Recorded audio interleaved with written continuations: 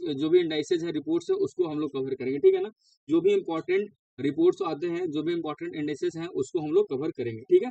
तो जो हमारा सबसे पहला जो आज का जो हमारा सबसे पहला जो रिपोर्ट है वो है वर्ल्ड हैप्पीनेस रिपोर्ट, है ना।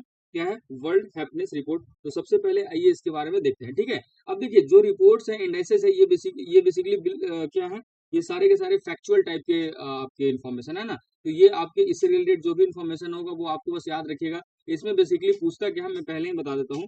ज्यादातर जो क्वेश्चन पूछे जाते हैं वो आपके पूछे जाते हैं, वो रिलेटेड होगा कि जो रिपोर्ट है ना उसको रिलीज कौन करता है ना। Who is the releasing authority, कौन है वो इस रिपोर्ट को रिलीज करता है, इंडिया के कॉन्टेक्स्ट में उसकी रैंकिंग क्या है ना, टॉप पे कौन है। तो जो जो इंपॉर्टेंट है वो चीज यहाँ पे मेंशन किया हुआ है। इसमें जितने चीज मेंशन करी गई है उतना ही आप ध्यान में रखिएगा, तो वो हाँ वो उतना सफिशियंट रहेगा आपके लिए, ठीक है ना। तो सबसे पहले देखिए वर्ल्ड हैप्पीनेस रिपोर्ट मतलब क्या, हैप्पीनेस के बेसिस पे एक रिपोर्ट तैयार किया गया है जिसमें देखा जाता है कि वर्ल्ड में जो कौन सी कंट्री है वो सबसे ज्यादा, है ना, कौन सी कंट्री है वो कितना खुश है, उसके हिसाब से हैप्पीनेस को मेजर करते हैं, ठीक है ना। तो ये जो रिपोर्ट है, इसको जो रिलीज करने वाली जो बॉडी है उसका नाम है बेल बिंग, है ना, बेल बिंग रिसर्च सेंटर, है ना। बेल बिंग रिसर्च सेंटर जो है ये इस रिपोर्ट को तैयार करती है ना। ये और ये जो सेंटर है वो बेसिकली जो ऑक्सफोर्ड यूनिवर्सिटी है उसके द्वारा इसको प्रिपेयर किया जाता है, इस रिपोर्ट को, जिसका नाम है वर्ल्ड हैप्पीनेस रिपोर्ट, ठीक है। तो जो वर्ल्ड हैप्पीनेस रिपोर्ट 2025 है ना, वो बेसिकली तैयार किसके द्वारा किया जाता है, बेल बिंग रिसर्च सेंटर, है ना, ऑफ ऑक्सफोर्ड यूनिवर्सिटी, है ना, Oxford university in partnership with United Nations Sustainable Development Sustainable Development solution network, ठीक है ना, सॉल्यूशन नेटवर्क। तो ये जो रिपोर्ट है उसको तैयार कौन कर रहा है, बेलबिंग रिसर्च सेंटर तैयार कर रहा है ना, ऑक्सफोर्ड यूनिवर्सिटी का, इन partnership with sustainable development solution network, ठीक है। यूनाइटेड नेशन का सस्टेनेबल डेवलपमेंट सॉल्यूशन नेटवर्क है, इसके थ्रू, इसके साथ में कोलैबोरेशन करके इस रिपोर्ट को तैयार किया जाता है, ठीक है।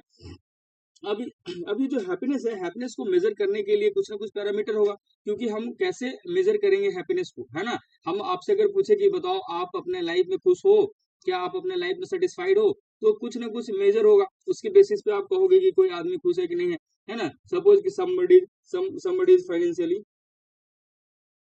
है ना, फाइनेंशियली स्टेबल, है ना, एक कंडीशन होगी कि अच्छा वो फाइनेंशियली स्टेबल है, उसकी वो फाइनेंशियली स्टेबल है तो हो सकता है वो खुश है ना।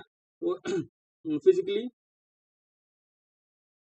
फिजिकली फिट, है ना, फिजिकली फिट, ये है दूसरा कंडीशन हो सकता है ना। यानी बेसिकली क्या है, जो हेल्थ है ना, हेल्थ है वो क्या एक दूसरा कंडीशन हो सकता है। उसी तरीके से बहुत सारे ऐसे पैरामीटर्स है जिसको ध्यान में रखते हुए ये डिसाइड करा जाता है कि वो जो कंट्री है वो कितना हैप्पी है ना, वो कंट्री है वो कितना हैप्पी है।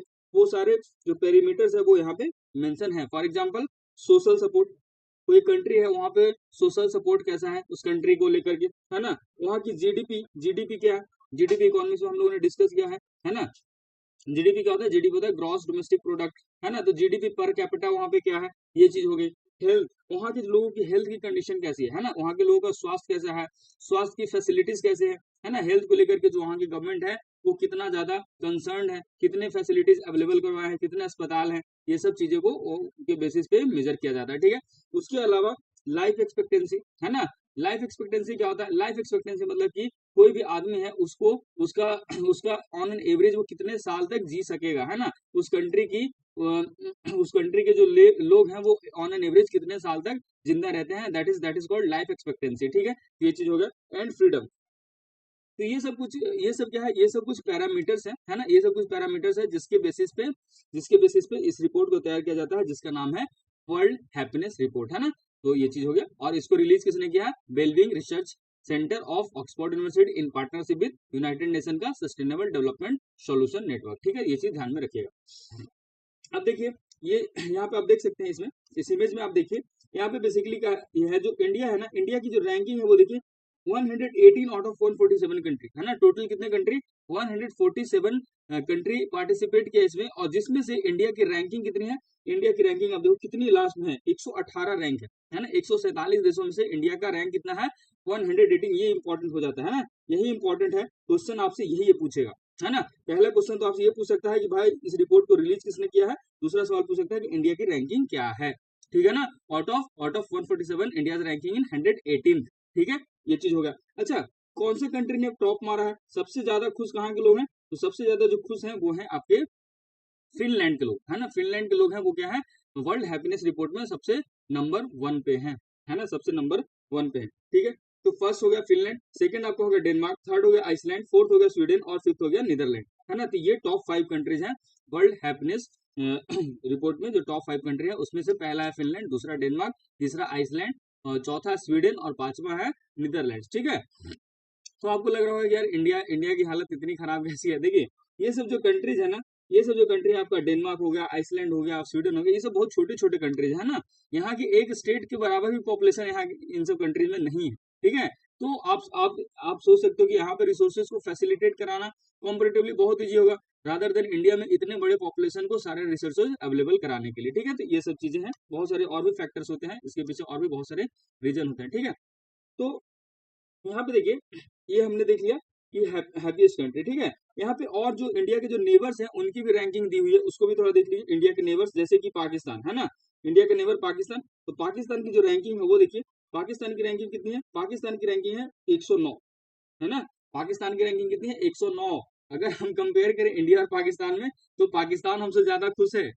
ये बात डाइजेस्ट हो रहा है क्या, है ना, Pakistan is more happier than us, क्योंकि हमारी रैंकिंग कितनी है 118 और पाकिस्तान की रैंकिंग कितनी है 109, 109। चाइना की रैंकिंग कितनी है, चाइना की रैंकिंग है 68। Nepal, even Nepal is way better than us, है ना, in terms of happiness. Nepal की रैंकिंग कितनी है 92 और अफगानिस्तान की रैंकिंग बहुत पीछे है भाई, सबसे लास्ट, है ना, अफगानिस्तान की रैंकिंग कितनी है, सबसे लास्ट है 147, यानी कि सबसे कम खुश वाला देश, सबसे कम हैप्पी कंट्री कौन है, अफगानिस्तान है। तो ये सारे रैंकिंग्स इंपॉर्टेंट है, इसको ध्यान में रखिएगा। ठीक है, एक और इन्फॉर्मेशन है जो आपको ध्यान में रखना चाहिए, वो है 20 मार्च, है ना, जो 20 मार्च का डेट है ना, 20 मार्च का डेट है वो इंपॉर्टेंट इसलिए क्योंकि इस दिन इंटरनेशनल हैप्पीनेस डे के रूप में मनाया जाता है ना, इसको यूनाइटेड नेशन ने डिक्लेयर किया है, यूनाइटेड नेशन द्वारा 20 मार्च को, है ना, 20 मार्च को इंटरनेशनल हैप्पीनेस डे के रूप में इसको घोषित किया गया है। ठीक है, तो इतना फैक्ट है, बहुत है, इतना ध्यान में रखिएगा, है ना, वर्ल्ड हैप्पीनेस रिपोर्ट से रिलेटेड। ठीक है, आगे बढ़ते हैं, है ना, आगे बढ़ते हैं। जो हमारा दूसरा जो है ना, वो है यूनाइटेड नेशन का वर्ल्ड वाटर डेवलपमेंट रिपोर्ट, है ना, यूनाइटेड नेशन का ही है वर्ल्ड वाटर डेवलपमेंट रिपोर्ट 2025। ठीक है, वर्ल्ड वाटर डेवलपमेंट रिपोर्ट 2025, ये किसका है, ये भी यूनाइटेड नेशन का है ना, यूनाइटेड नेशन का है वर्ल्ड वाटर डेवलपमेंट रिपोर्ट। ठीक है, इसको रिलीज जो किया है वो कौन है, इसको जो इसकी जो रिलीजिंग अथॉरिटी है वो है आपका यूनेस्को, है ना, यूनेस्को ने इसको रिलीज किया। So basically it is release by UNESCO, है ना, यूनेस्को द्वारा इसको रिलीज किया गया। और यूनेस्को का फुल फॉर्म क्या होता है, यूनेस्को का फुल फॉर्म होता है United Nation Educational Scientific and Cultural Organisation, है ना, क्या होता है फिर से एक बार देखते हैं, United Nation Educational Scientific and Cultural Organisation, ये होता है उसका पूरा नाम यूनेस्को का। ठीक है, तो जो United nation world water development report है, इसको जारी कौन करता है, इसको जारी करने वाली जो बॉडी है वो है यूनेस्को। ठीक है, यूनेस्को है, और इसको कब 21 मार्च को इसको इस रिपोर्ट को जारी किया गया। ठीक है ना, तो ये एकदम से करंट अफेयर्स है, मार्च का ही करंट अफेयर्स है, लास्ट मार्च का करंट अफेयर्स है, इसलिए ये इंपॉर्टेंट है। ठीक है, ये जो रिपोर्ट होता है ये बेसिकली किस चीज पे ध्यान देता है, तो ये जो है एम्फेसाइज करता है on critical role of mountains region and glacier as plains water tower, है ना, जो ग्लेशियर है, जो माउंटेन्स है, उनका क्या रोल है ना, उनका जो क्रिटिकल रोल है, जो वो बहुत ही क्रिटिकल रोल प्ले करते हैं, है ना, as a planet's water tower, है ना, क्योंकि बहुत सारे जो वाटर है वो किस फॉर्म में ऑब्जर्व होता है, वो ग्लेशियर के फॉर्म में ऑब्जर्व किए, है ना, बहुत सारे जो वाटर है वो ग्लेशियर के फॉर्म में ऑब्जर्व होते हैं। ठीक है, तो ये चीज है, तो ये उन्हीं सब चीजों पे एम्फेसाइज करता है ना, और ये देखता है कि, है ना, जो supply of fresh water to billions of people, जो हमें फ्रेश वाटर जो मिलता है ना, हमें हमें फ्रेश वाटर कहाँ से मिलता है, जो ओशियन वाटर होते हैं वो फ्रेश वाटर नहीं आते, है ना, जो ओशियन वाटर होते हैं, जो ओशियन वाटर होते हैं, ये कैसे वाटर होते हैं, ये होते हैं सलाइन वाटर, ये होते हैं सलाइन वाटर, है ना, सलाइन वाटर मतलब क्या हुआ, they are not suitable for direct consumption, है ना, ह्यूमंस, है ना, मतलब क्या है, जो स्लाइन वाटर है उसको हम डायरेक्टली कंज्यूम नहीं कर सकते, है ना, जो स्लाइन वाटर है मतलब जो समुद्र का पानी है उसको हम लोग डायरेक्टली कंज्यूम नहीं कर सकते हैं, ना ही आप इसको एग्रीकल्चर पर्पस के लिए इस्तेमाल कर सकते हैं, ना ही आप इसको ड्रिंकिंग पर्पस के लिए इस्तेमाल करते हैं। तो जो स्लाइन वाटर है मतलब जो समुद्र का पानी है वो फ्रेश वाटर में नहीं आता है ना, तो फ्रेश वाटर है कहाँ पे? फ्रेश वाटर आपके एक तो ग्राउंड वाटर हो गए, उसको कहेंगे फ्रेश वाटर। नदियों का पानी है वो भी फ्रेश वाटर होता है ना? जो रेन्स के थ्रू पानी मिलता है वो फ्रेश वाटर हो गया। और जो जो पानी जो ग्लेशियर के फॉर्म में जमा हुआ है वो सब क्या है? वो सब है फ्रेश वाटर है, ठीक है ना? तो ये उसी चीज को इम्फेसाइज करता है कि जो ग्लेशियर के मेल्ट होने से, है ना, ग्लेशियर से या जो माउंटेनियस रीजन से जो वाटर मिलते हैं, नदियों का पानी जो आता है ना, वो क्या करता है? बिलियंस ऑफ पीपल को फ्रेश वाटर सप्लाई करता है। उसी चीज को है, उसी चीज को ये जो रिपोर्ट है वो इम्फेसाइज करता है। और ये देखिए इस इमेज में आप इस इमेज का जैसा थीम है उसमें दिख भी रहा है ना, कि ये क्या है? माउंटेन्स है और ये क्या है? ग्लेशियर है। और इधर से क्या है? इधर से नदियां निकल रही है ना, फ्रेश वाटर इधर से लोगों के तक पहुंच रही है, ठीक है? ये चीज होगा इसका थीम। इसका थीम ये है, इसका थीम क्या है? Mountains and glacier water tower, ये इसका थीम है ना? Mountains and glacier water tower, ये क्या है? इसका थीम है। अब थोड़ा सा यूनेस्को के बारे में देख लेते हैं, ठीक है ना? यूनेस्को के बारे में देखते हैं। तो यूनेस्को बेसिकली है क्या? यूनेस्को का फुल फॉर्म है United Nation Educational Scientific and Cultural Organisation, इसका फुल फॉर्म हो गया। यूनेस्को यूनेस्को को कब फाउंड किया गया है ना? यूनेस्को को एस्टेब्लिश किया गया है 1945 में, है ना? इंपॉर्टेंट फैक्ट है, यूनेस्को को एस्टेब्लिश कब किया गया? 1945 में किया गया। और जो यूनेस्को है इसका हेडक्वार्टर कहाँ? इसका हेडक्वार्टर है पेरिस में, है ना? पेरिस कहाँ है? फ्रांस की कैपिटल है ना? तो पेरिस में क्या है? पेरिस में है यूनेस्को का हेडक्वार्टर। और टोटल मेंबर यूनेस्को के कितने हैं? यूनेस्को में टोटल 194 मेंबर्स हैं, है ना? 194 कंट्रीज हैं जो इसके मेंबर हैं यूनेस्को के, ठीक है? ऑब्जेक्टिव क्या है यूनेस्को का? यूनेस्को का जो ऑब्जेक्टिव है बेसिकली वो क्या है? एजुकेशन। एजुकेशन के फील्ड में क्या है? लोगों को, है ना, क्वालिटी एजुकेशन प्रमोट कराना, ये इसका पर्पस है। साइंस के फील्ड में क्या? जो साइंटिफिक कॉपरेशन को प्रमोट करना, है ना? जो साइंटिफिक कॉपरेशन है इंटरनेशनल लेवल पे, साइंटिफिक कॉपरेशन को प्रमोट करना। उसी तरीके से कल्चर को क्या करना? प्रिजर्व करना, है ना? कल्चर को प्रिजर्व करना, ये सब क्या है? यूनेस्को का मेन ऑब्जेक्टिव है, ठीक है? यूनेस्को द्वारा और भी बहुत सारे प्रोग्राम चलाए जाते हैं, जैसे कि अभी हमने देखा यूनेस्को का ये था आपका वर्ल्ड वाटर डेवलपमेंट रिपोर्ट। उसी तरीके से और भी प्रोग्राम्स है यूनेस्को का, जैसे कि आपका है वर्ल्ड हेरिटेज साइट, है ना? वर्ल्ड हेरिटेज साइट को क्या करता है? यूनेस्को प्रोटेक्ट करता है। जितने भी कल्चरल और नेचुरल साइट्स है उसको क्या करता है? यूनेस्को प्रोटेक्ट करता है। फॉर एग्जाम्पल ताजमहल हो गया, ग्रेट बैरियर रीफ हो गया, इन सबको यूनेस्को का प्रोटेक्शन मिलता है।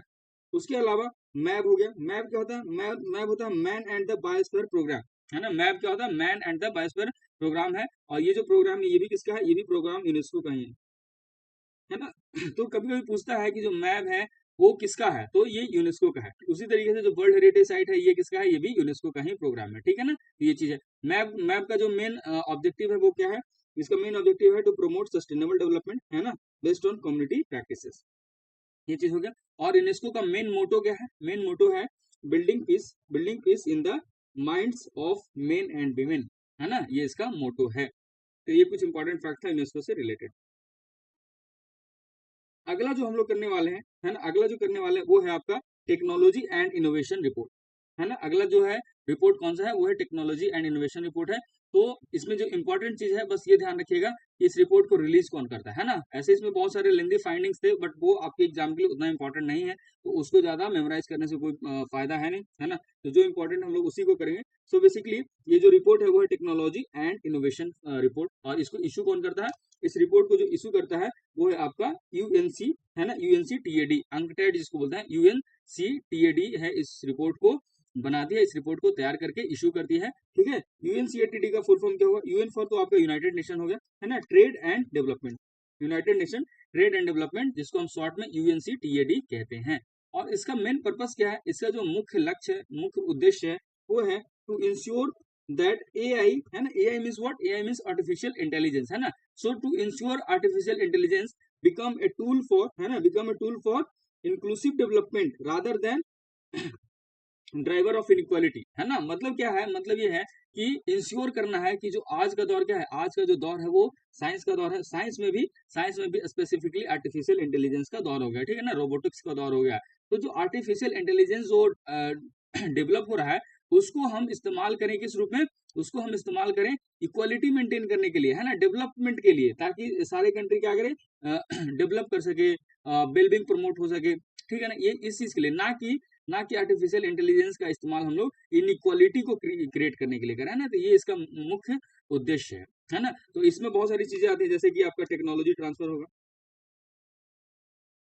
टेक्नोलॉजी ट्रांसफर, है ना, वही हो गया टेक्नोलॉजिकल कॉपरेशन। ये सारी चीजें इसमें होती हैं, ठीक है। अच्छा, अगर हम इस रिपोर्ट की रैंकिंग की बात करें तो इंडिया का जो रैंक है वो कितना है, इंडिया का जो है वो 10th पोजीशन है इस मामले में, है ना। इस रिपोर्ट के अकॉर्डिंग इंडिया का जो रैंकिंग है वो क्या है, 10th है, लेकिन चाइना का क्या है, चाइना का सेकंड रैंक। तो ये था कुछ इससे related technology and innovation report था 2020, ठीक है। नेक्स्ट है जीईपी, है ना। जीईपी क्या है, जीईपी है ग्लोबल इकोनॉमिक प्रोस्पेक्ट, है ना। जीईपी क्या होता है, जीईपी है ग्लोबल इकोनॉमिक प्रोस्पेक्ट रिपोर्ट। और ये जो रिपोर्ट है 2025 का रिपोर्ट है।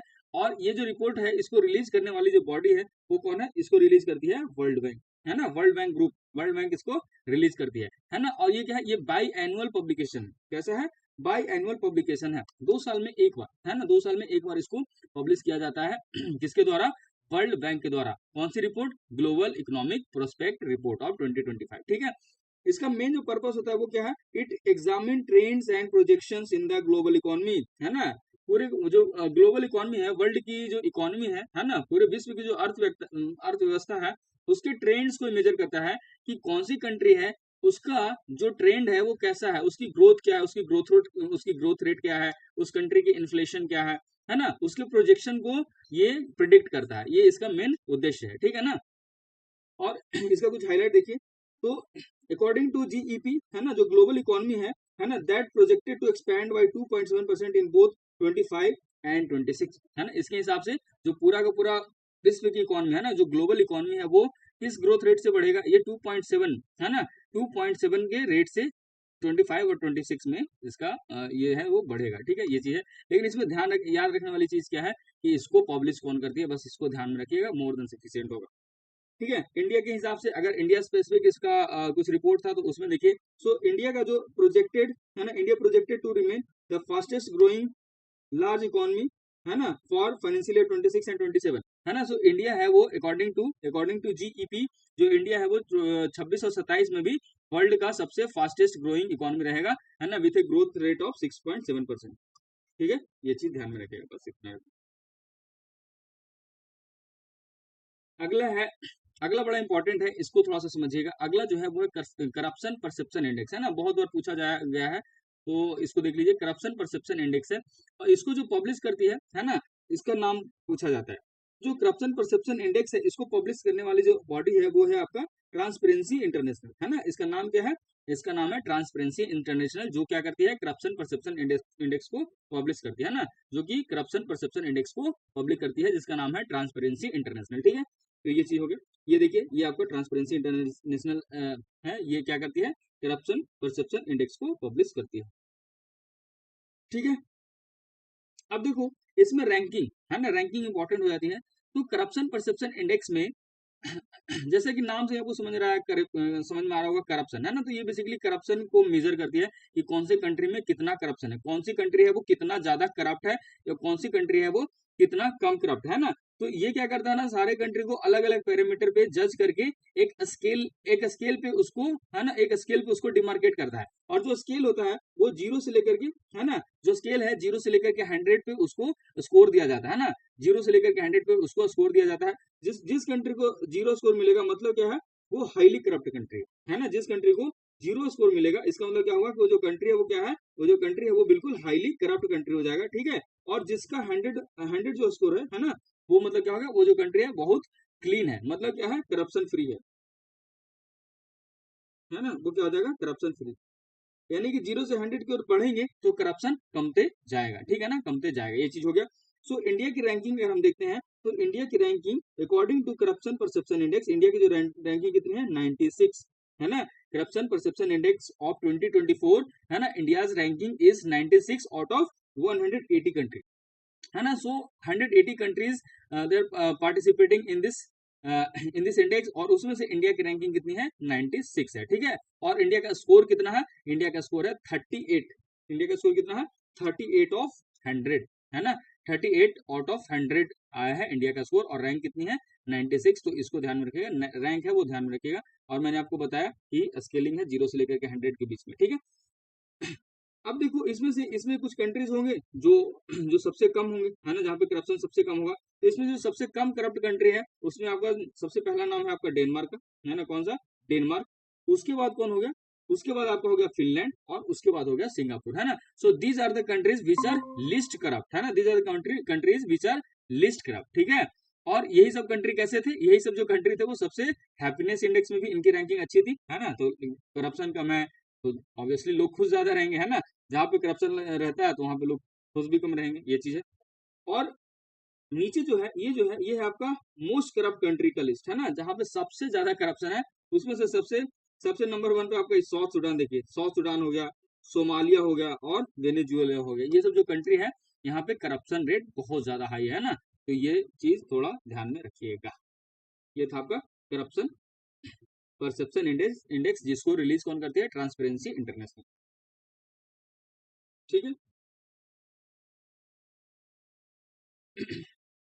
अगला जो हमारा है वो है ग्लोबल बेज रिपोर्ट।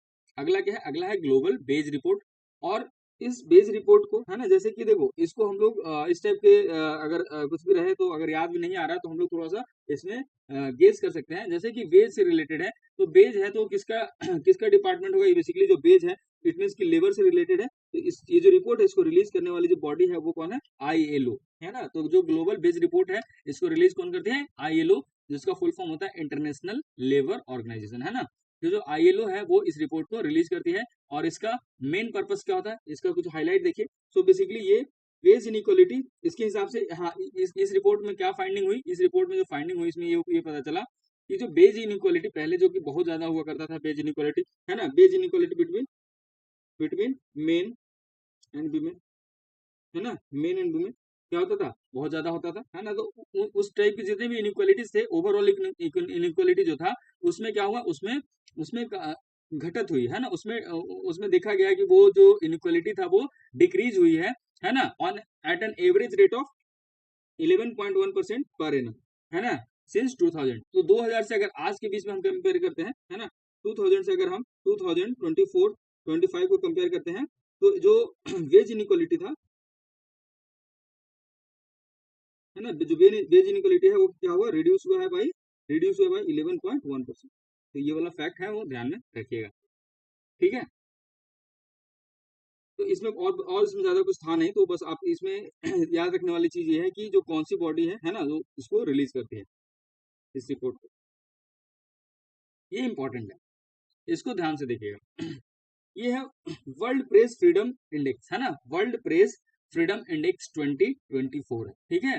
तो इसको देखिए, तो सबसे पहले देखते हैं कि इसको पब्लिश कौन करती है ना, क्योंकि वर्ल्ड प्रेस फ्रीडम इंडेक्स है तो इतना तो समझ में आ गया होगा कि प्रेस से रिलेटेड है ना, प्रेस के फ्रीडम से रिलेटेड है। तो जिस कंट्री में प्रेस को जितना ज्यादा फ्रीडम होगा उस कंट्री की रैंकिंग उतनी अच्छी होगी। ये बात तो हम जनरली ऐसे भी हम लोग कॉमन सेंस से इतना हम लोग जान सकते हैं, ठीक है।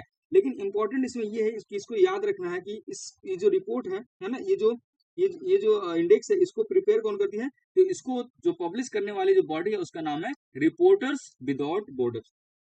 रिपोर्टर्स विदाउट बॉर्डर्स है जो क्या करती है, वर्ल्ड प्रेस फ्रीडम इंडेक्स को पब्लिश करती है। Very very important, very very important. So world press freedom index is published by reporters without border, ठीक है, रिपोर्टर्स विदाउट बॉर्डर इतना बार रिपीट किया आपको याद हो गया होगा, ठीक है। इसका ये करती क्या है, तो it evaluates the state of journalism in 180 countries, 180 देशों में, कितने, 180 देशों में देखती है ना, वहां पे जाकर के ऑब्जर्व करती है कि वहां की जो प्रेस की जो कंडीशन है ना, उस कंट्री में जो जर्नलिस्ट होते हैं, वहां की जो जर्नलिज्म की व्यवस्था है उसकी हालत कैसी है, लोगों को कितना आजादी है, लोगों मतलब जर्नलिस्ट को कितना फ्रीडम है लीडर से क्वेश्चन पूछने का, है ना, हर जगह पे जाकर के जर्नलिज्म का काम करने का कितना ज्यादा फ्रीडम है ना, उसके बेसिस पे जो जर्नलिस्ट है वो कितना ज्यादा सेफ है, उन सब बेसिस पे क्या करता है, एक इंडेक्स तैयार किया जाता है, ठीक है ना। और वो जनरली कितने 5 इंडिकेटर्स को ध्यान में रखे जाते हैं ना, जनरली 5 इंडिकेटर्स को ध्यान रखे जाते हैं जब भी वर्ल्ड प्रेस फ्रीडम इंडेक्स तैयार किया जाता है। उसमें से पहला क्या है, पहला जो है वो है पॉलिटिकल कॉन्टेक्स्ट, है ना, पहला क्या है, पॉलिटिकल कॉन्टेक्स्ट को ध्यान में रखना है। ये जो जर्नलिस्ट है, are they free to ask question from a politician, ये सब इस टाइप की चीजें देखा जाता है। लीगल फ्रेमवर्क क्या है ना, लीगल फ्रेमवर्क वहां का क्या है, वहां की इकोनॉमिक कंडीशन क्या है ना, इकोनॉमिक कंडीशन क्या है, socio cultural factors also and also journalist safety, है ना, ये भी बड़ा इंपॉर्टेंट है। क्योंकि कई जगह पे क्या होता है, जर्नलिस्ट जब क्वेश्चन पूछने जाते हैं तो उनको वहीं से उनको किडनैप कर लिया जाता है, कई बार उनका मर्डर भी हो जाता है ना। तो are they safe, are journalist safe to ask question from from tycoons और फ्रॉम पॉलिटिशियंस, है ना। तो उसके बेसिस पे क्या करता है, उसके बेसिस पे, उसी के बेसिस पे, इन्हीं 5 इंडिकेटर्स के बेसिस पे इसको तैयार किया जाता है, जिसका नाम है वर्ल्ड प्रेस फ्रीडम इंडेक्स। ठीक है, ये चीज। अब देखिए इस इमेज में आप देखिए ये क्या है, ये है वर्ल्ड प्रेस फ्रीडम इंडेक्स, है ना। इसमें आप देखो ये बेसिकली साउथ एशियन कंट्री का रैंकिंग है ना। ओवरऑल भी इसमें आपको मिलेगा, बट इसमें क्या है, इसमें जो साउथ एशियन कंट्री है उसके रैंकिंग है। तो देखिए यहाँ पे इंपॉर्टेंट है एशिया के रैंकिंग, क्योंकि यहाँ इसको पूछता है। ये आपका जो है वो 2024 का रैंकिंग है ना। और ये जो है ये है आपका 2025 का रैंकिंग। तो दोनों को कंपेयर करके देखेंगे तो अच्छा रहेगा। 2024 में देखिए ये कंट्री नेपाल है। नेपाल की रैंकिंग कितनी थी, नेपाल की रैंकिंग अगर हम देखें तो 2024 में 74 था, है ना। लेकिन 25 में क्या हो गया, 90th हो गया, है ना। यानी कि यहाँ के जो कंडीशन है वो क्या हुआ है, और खराब हुआ है। ठीक है ना, ठीक है। उसके अलावा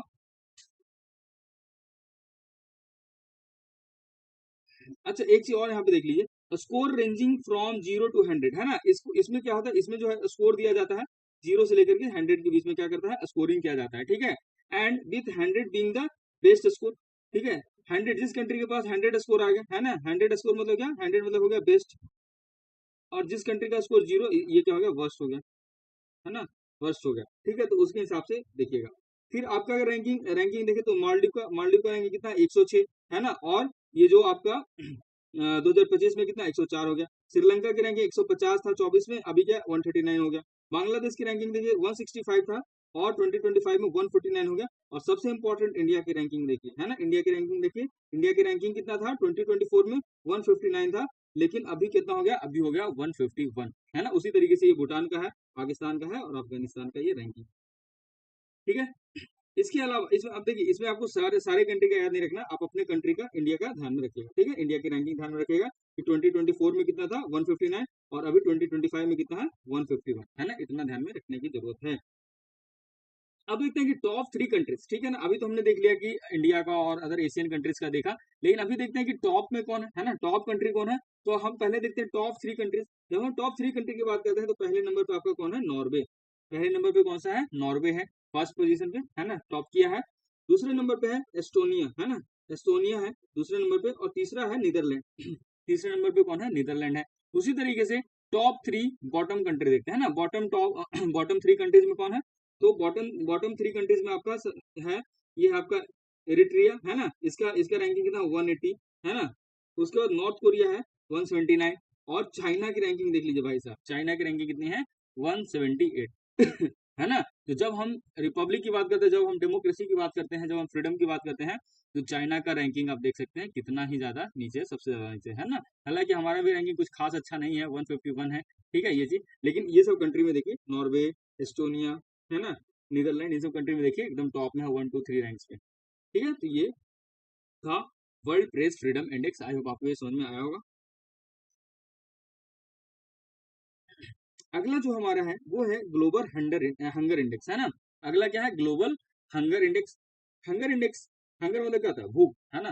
तो ग्लोबल हंगर इंडेक्स देखते हैं। बेसिकली इसमें जो इंपॉर्टेंट है वो आपका, ये जो कौन है वो इसको पब्लिश करता है, ये भी बहुत इंपॉर्टेंट है, और कई बार इस चीज को भी पूछा गया है ना। तो जो आपका ग्लोबल हंगर इंडेक्स है, जिसको हम GHI भी बोलते हैं ना, शॉर्ट में इसको क्या बोलते हैं, शॉर्ट में इसको GHI भी बोला जाता है, ग्लोबल हंगर इंडेक्स। इसको जो पब्लिश करने वाली जो बॉडी है, अथॉरिटी है, वो है, पहला है कंसर्न वर्ल्ड वाइड, है ना। पहला कौन है, कंसर्न वर्ल्ड वाइड, जो कि एक जो कि क्या है, आयरिस आयरिस ऑर्गेनाइजेशन, है ना, आयरिस आयरिस ऑर्गेनाइजेशन है। और दूसरा दूसरा है वो है आपका वेल्थ हंगर लाइफ, है ना, वेल्थ हंगर लाइफ है, जो कि एक जर्मन ऑर्गेनाइजेशन है। ठीक है ना, फिर से मैं रिपीट कर रहा हूँ, जो ग्लोबल हंगर इंडेक्स है, इसको पब्लिश करने वाली जो अथॉरिटी है ना, वो कौन है, पहला है कंसर्न वर्ल्ड वाइड, है ना, कंसर्न वर्ल्ड वाइड। और दूसरा है वेल्थ हंगर लाइफ, है ना, कंसर्न वर्ल्ड वाइड और वर्ल्ड लाइफ, और दूसरा है वेल्थ हंगर लाइफ, जो कि प्रत्येक वर्ष, है ना, एनुअली, एनुअली मतलब क्या, हर साल, हर वर्ष क्या करती है, हर वर्ष है वो ग्लोबल हंगर हंगर इंडेक्स है वो रिलीज करती है ना। तो ये चीज आपको ध्यान में रखना होगा। रैंकिंग देखते हैं, तो जो इंडिया की रैंकिंग है ना, इंडिया की रैंकिंग है उसको देखिए। सो बेसिकली जो इंडिया की रैंकिंग है वो कितना है, 105 आउट ऑफ 127 कंट्रीज, है ना। So 127 countries are participating in this, and out of which India ranking is 105, है ना, 105 है इंडिया की रैंकिंग, ठीक है। और इंडिया की जो रैंकिंग है उसके हिसाब से इंडिया है वो कौन से कैटेगरी में है, सीरियस कैटेगरी में फॉल करता है ना, इंडिया है वो सीरियस कैटेगरी में फॉल करता है। ये था। अगला जो हमारा है वो है एडेप्टेशन गैप रिपोर्ट, है ना, अगला क्या है, एडेप्टेशन गैप रिपोर्ट 2024। इसको देखते हैं। तो ये जो रिपोर्ट है इसको रिलीज करने वाली जो अथॉरिटी जो बॉडी है वो कौन है, यूनिप, यूएनईपी। यूएनईपी मतलब क्या हुआ, यूनाइटेड नेशन, है ना, United Nation Environment Programme, United Nation Environment Programme, ये क्या है, ये रिलीजिंग अथॉरिटी है फॉर एडेप्टेशन गैप रिपोर्ट, ठीक है, इस चीज को ध्यान में रखिएगा। एडेप्टेशन गैप रिपोर्ट है, इसको रिलीज कौन करती है, UNEP, United Nation Environment Programme है, इसको रिलीज करती है। एंड बेसिकली इट एक्सेसेस, है ना, the gap between the needs and reality of adaptation to climate change, है ना, स्पेशली इन डेवलपिंग कंट्रीज। ये क्या करती है, ये इस चीज को एक्सेस करती है। बेसिकली जो गैप होता है ना कि क्या नीड है और क्या रियलिटी है ना, need and reality of adaptation of climate change, मतलब क्लाइमेट चेंज से बचने के लिए हमें हमें किन किन चीजों की जरूरत है और हम एक्चुअली में कितने कौन कौन सी मेथड्स को अडेप्ट किए हैं, उसके बीच में जो गैप होता है ना, उसी को क्या करता है, उसी को ये जो रिपोर्ट है उसमें मेजर किया जाता है, ठीक है। तो ये चीज है और ये खास करके डेवलपिंग कंट्रीज को टारगेट करते हैं।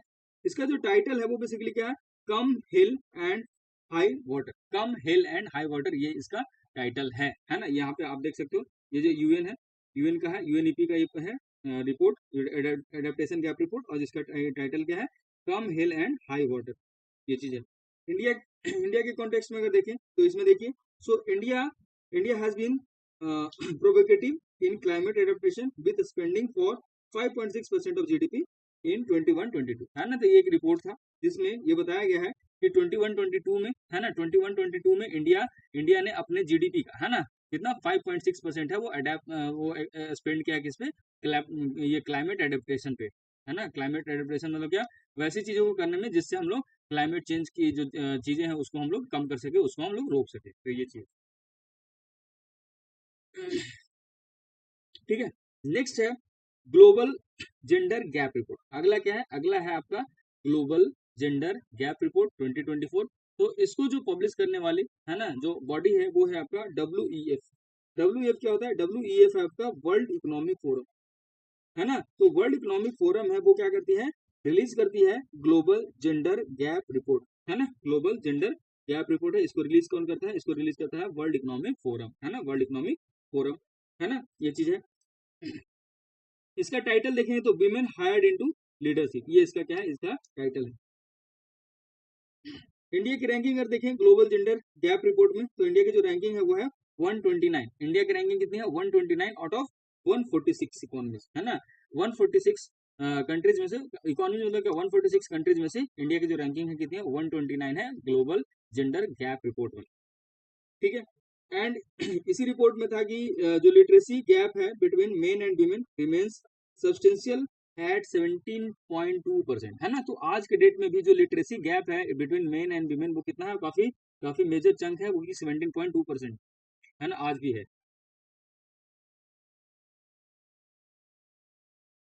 ठीक है।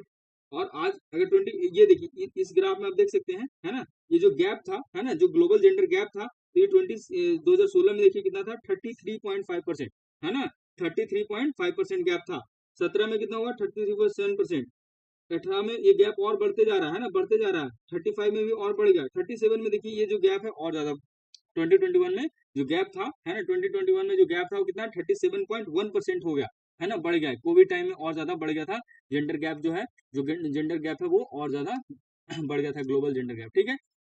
ये देखिए 2022 में ये जो गैप है बढ़ के 37.5% तक हो गया था, लेकिन अब आफ्टर दैट क्या है, ये डिक्लाइनिंग ट्रेंड पे है, और 2024 में कितना है, 36.4% है ग्लोबल जेंडर गैप, ठीक है। तो ये चीज, ये जो ग्राफ है इससे भी आप थोड़ा समझ सकते हैं कि पहले तो क्या है, जो गैप का ट्रेंड बढ़ रहा है, लेकिन अभी अभी क्या है, गैप का जो ट्रेंड है वो डिक्लाइनिंग है ना, डिक्लाइन हो रहा है, रिड्यूस हो रहा है।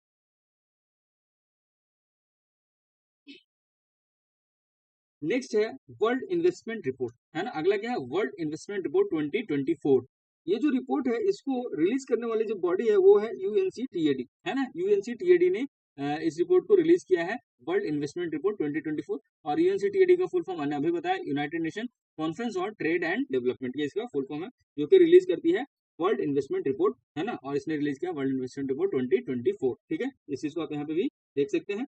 और इसका इसका जो टाइटल है वो क्या है, investment facilitation and digital government, है ना, इसका इसका टाइटल क्या है, इसका जो टाइटल है वो क्या है, टाइटल है investment facilitation and digital government, है ना, investment facilitation and digital government, ये क्या है, इसका इसका टाइटल है, ठीक है। And it provides a comprehensive analysis of global FDI trends, है ना, मतलब पूरे वर्ल्ड में जो एफडीआई का ट्रेंड, एफडीआई क्या होता है, एफडीआई होता है foreign foreign direct investment, FDI is foreign direct investment, ठीक है ना। और ये बेसिकली होता क्या है, जब कोई कोई एक देश का आदमी, है ना, जैसे कोई एक देश का आदमी दूसरे देश में इन्वेस्ट करता है ना, दूसरे देश में क्या करता है, दूसरे देश में इन्वेस्टमेंट करता है, ठीक है, बिजनेस पर्पज के लिए, उसी को कहते हैं एफडीआई, ठीक है ना। जैसे कि कोई बाहर की कंपनी इंडिया में आता है और एक अपनी कंपनी लगाता है ना, अपनी कंपनी लगाता है और वो अपना बिजनेस को ऑपरेट करता है, तो क्या हो जाएगा, वो जो पैसा जो हमारे कंट्री में आएगा वो क्या हो जाएगा, वो हो जाएगा एफडीआई हो जाएगा, जिसको हम लोग कहेंगे वो क्या है, फॉरेन डायरेक्ट इन्वेस्टमेंट है, ठीक है ना। तो इनफ्लो ऑफ एफडीआई हो जाएगा। मान लीजिए कोई इंडिया का आदमी है, वो क्या है, किसी दूसरे कंट्री में जाकर के वहां पे इन्वेस्ट करता है, उस कंट्री में अपना बिजनेस लगाता है, वहां पे अपने बिजनेस को ऑपरेट करता है, तो फिर वो जो एफडीआई है वो उस कंट्री का एफडीआई हो जाएगा, आउटफ्लो हो रहा है। तो बेसिकली जो एफडीआई है वो क्या है, वो आपका, है ना, व्हेन ए कंपनी और एन इंडिविजुअल, कोई कंपनी या कोई इंडिविजुअल, है ना, फ्रॉम वन कंट्री, है ना, invest in business operation in another country, that is known as FDI, है ना, जिसको बोलते हैं foreign direct investment. So investment basically it is nothing but an investment coming from outside country, है ना, और फ्रॉम फॉरेन कंट्री, ये होता है आपका फॉरेन डायरेक्ट इन्वेस्टमेंट। अगला बहुत इंपॉर्टेंट है, ये है आपका global multi dimensional poverty index, है ना, क्या है, global multi dimensional poverty index, इसके बारे में थोड़ा जानते हैं। तो ये जो global multi dimensional poverty index है, ये ज्वाइंटली पब्लिश करती है ना, ये जो है रिपोर्ट, ये जो इंडेक्स है इसको ज्वाइंटली पब्लिश करती है कौन, यूएनडीपी। यूएनडीपी क्या होगा, यूनाइटेड, है ना, यूनाइटेड नेशन डेवलपमेंट प्रोग्राम, है ना, यूनाइटेड नेशन डेवलपमेंट प्रोग्राम, और ओपीएचआई दोनों मिल करके ज्वाइंटली पब्लिश। सो जो global multi dimensional poverty index है, that is jointly publish by United Nation development programme and OPHI, मतलब क्या होगा, Oxford poverty and human development initiative. OPHI क्या हुआ, ओपीएचआई हुआ Oxford poverty and human development initiative, ये दोनों मिलकर के क्या रिलीज करती है, ये दोनों मिलकर के global multi dimensional poverty index को रिलीज करती है। और वेरी वेरी इंपॉर्टेंट है, कई बार पूछा जा चुका है कि इसको कौन पब्लिश करती है ना, इसलिए इंपॉर्टेंट हो जाता है ठीक है। और इसका जो थीम है ना, इसका थीम क्या है, इसका थीम है पॉवर्टी एमिड कॉन्फ्लिक्ट्स, है ना, पॉवर्टी एमिड कॉन्फ्लिक्ट इसका थीम है, कई बार थीम पूछ लेता है। अगर इसकी की फाइंडिंग्स की बात करते हैं तो है टोटल, है ना, अक्रॉस 112 कंट्रीज, है ना, टोटल कितने 112 कंट्रीज में, कहता है इसका जो डेटा है, इसका जो फाइंडिंग्स है उसके हिसाब से टोटल 112 कंट्रीज में, है ना, लगभग कितने हैं 6.3 बिलियन पॉपुलेशन, है ना, जिसमें से 1.1 बिलियन पॉपुलेशन है वो क्या है, वो एक्यूट मल्टी डायमेंशनल पॉवर्टी में रहते हैं। अब मल्टी डायमेंशनल पॉवर्टी का मतलब क्या हुआ, मल्टी डायमेंशनल पॉवर्टी का मतलब हुआ कि पॉवर्टी इन मल्टीपल डायमेंशन, है ना, पॉवर्टी सिर्फ पैसे से ही नहीं होता है ना, जैसे मान लो कोई आदमी को एजुकेशन नहीं मिल रहा, lack of education, lack of education, lack of education, ये क्या है, ये भी क्या है, ये भी एक तरीके का पॉवर्टी है ना, तो ये भी क्या है, ये भी एक तरीके का पॉवर्टी है, पॉवर्टी ऑफ लिटरेसी। तो मल्टी बहुत सारे एस्पेक्ट्स को कवर करता है, ये जो डायमेंशन है, बहुत सारे अलग अलग डायमेंशंस को कवर करता है, तब जाकर के, है ना, एक पॉवर्टी को डिमार्केट किया जाता है, इसलिए इसको मल्टी डायमेंशनल पॉवर्टी कहते हैं, ठीक है। और इसी रिपोर्ट के हिसाब से ये कहा गया कि 83.7% जो पॉपुलेशन है वो कहाँ रहती है, रूरल एरियाज में रहती है, ठीक है। 5 कंट्री का नाम बताया, है ना, 5 कंट्रीज जहां पे, है ना, जो क्या है, largest number of people living in poverty. इसी इसी के डेटा में ये था कि जो 5 कंट्री है ना, 5 कंट्री है जहां पे सबसे ज्यादा लोग गरीब है, जिसमें से पहला है इंडिया। इंडिया में देखिए, इंडिया में कितने लोग मल्टी डायमेंशनल पॉवर्टी में रहते हैं, 234 मिलियन पीपल, 234 मिलियन पीपल जो है वो कैसे, कहाँ रिसाइड कर रहे हैं, वो पॉवर्टी में रह रहे हैं, है ना। पाकिस्तान की बात करें तो वहां का तो पॉपुलेशन ही कम है, तो 93 million Pakistani population are poor, है ना, मतलब वो पॉवर्टी में रह रहे हैं। इथियोपिया की बात करें तो 86 million, Nigeria 74 million and democratic Republic of Congo है, वहां पे 66 मिलियन लोग हैं जो गरीबी में गुजर बसर करते हैं, पॉवर्टी में रहते हैं। ठीक है, तो ये कुछ रिपोर्ट में कुछ इंपॉर्टेंट डेटा था जिसको हमने डिस्कस किया।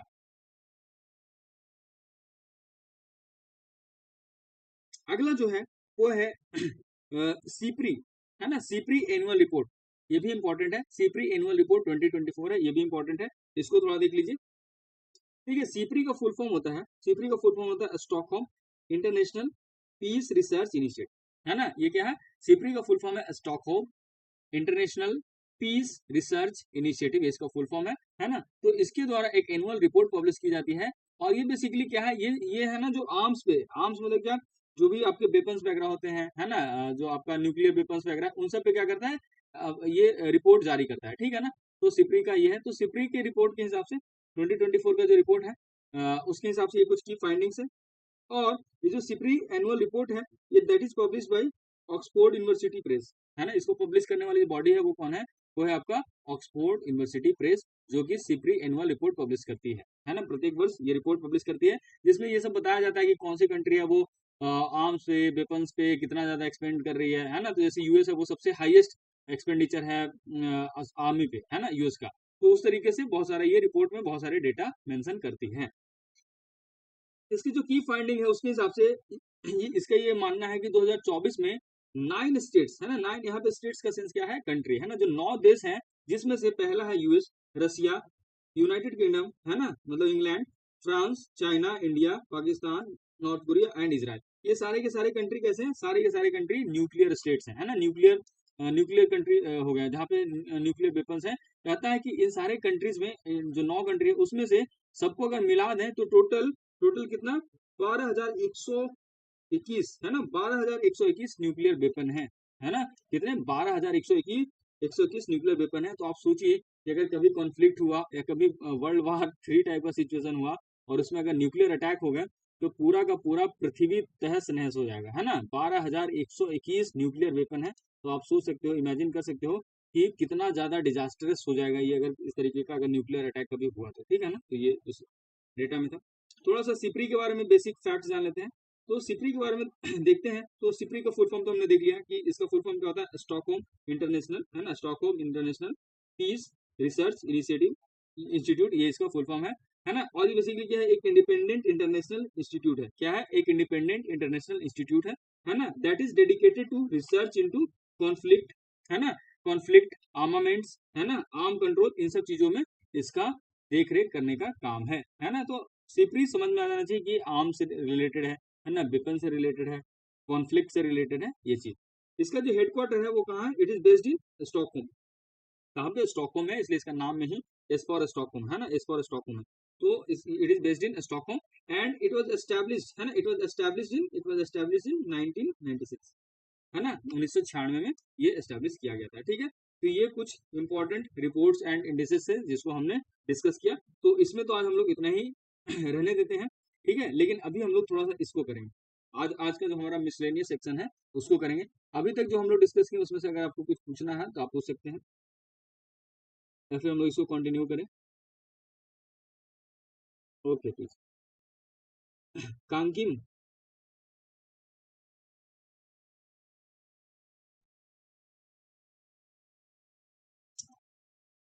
कांकिंग आपको कुछ पूछना है या क्लियर है? ओके, ठीक है। तो कल हमने डिस्कस किया था कुछ फैक्ट्स वाला, है ना। देखिए फैक्ट्स वाला ये टेबल, इसको ना, इसको आप हल्के में मत लीजिएगा, है ना। जैसा एग्जाम होता है, एग्जाम में जनरली क्या पूछते हैं, एकदम से वन लाइनर ही पूछ लेते हैं। तो इसको ये मत सोचिएगा कि अरे ये वन लाइनर है तो इसको चलो एक दो बार आप देख लीजिए, है ना, वो चीजें याद हो जाएगी। नहीं भी देखना है तो ईयरफोन लगा के बस इसी वीडियो को दोबारा सुन लीजिएगा, क्योंकि मैं बोल ही तो रहा हूँ, वही चीज तो बोल रहा हूँ और मल्टीपल टाइम बोल रहा हूँ। तो अगर आप नहीं पढ़ने का टाइम मिल पा रहा है तो कहीं आउटडोर में गए हुए हैं, बाहर गए हुए हैं, तो कुछ मत कीजिए, ईयरफोन लगा लीजिए, है ना, और बस वीडियो को प्ले कर लीजिए। तो मल्टीपल टाइम जब आप सुनेंगे ना तो अपने आप दिमाग में वो फिट हो जाएगा, क्योंकि एग्जाम में आपको लिखना तो है नहीं, सिर्फ आपको टिक लगाना है। अच्छा, इसका आंसर ऑस्ट्रेलिया होगा, ऑस्ट्रेलिया टिक लगा दी, इस तरीके से करना रहेगा। तो आप मल्टीपल टाइम जब सुनेंगे ना तो अपने आप ही याद हो जाएगा, उसको दोबारा से वैसे अलग से कुछ करने का जरूरत नहीं है। तो ऑफ टाइम में मैं कहूंगा, जब भी ऑफ टाइम आपका होता है, जब आप कुछ नहीं पढ़ रहे होते हैं या फिर ऐसे ही आप बाहर निकले हैं वॉक वॉक करने के लिए, तो ईयरफोन में लगा लीजिए और वही वीडियो वगैरह प्ले कर दीजिए। उससे क्या होगा, उससे वो चीज आपका रिवाइज भी हो जाएगा और पता भी नहीं चलेगा। ठीक है। अभी जो हम लोग करने जा रहे हैं उसमें हम लोग करेंगे, है ना, जो हमारा स्टैटिक जो मिसलेनियस है,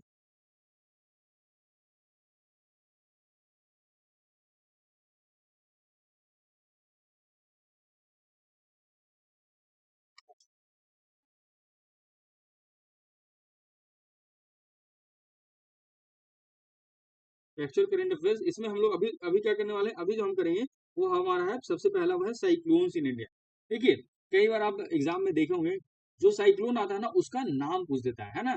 जब हम ज्योग्राफी पढ़ रहे थे तो उसमें हमने डिस्कस किया था कि साइक्लोन का जो नामाकरण है, साइक्लोन का नेमिंग कैसे होता है ना। तो क्या होता है कि जितने भी कंट्रीज हैं उस जिस पार्टिकुलर रीजन में है, तो उस पार्टिकुलर रीजन में जितने भी कंट्रीज लाई करते हैं वो सारे कंट्रीज को कुछ कुछ नाम सजेस्ट करना होता है, और वो एक एक करके उसी नाम से के ऊपर साइक्लोन का नाम रख दिया जाता है। ठीक है ना।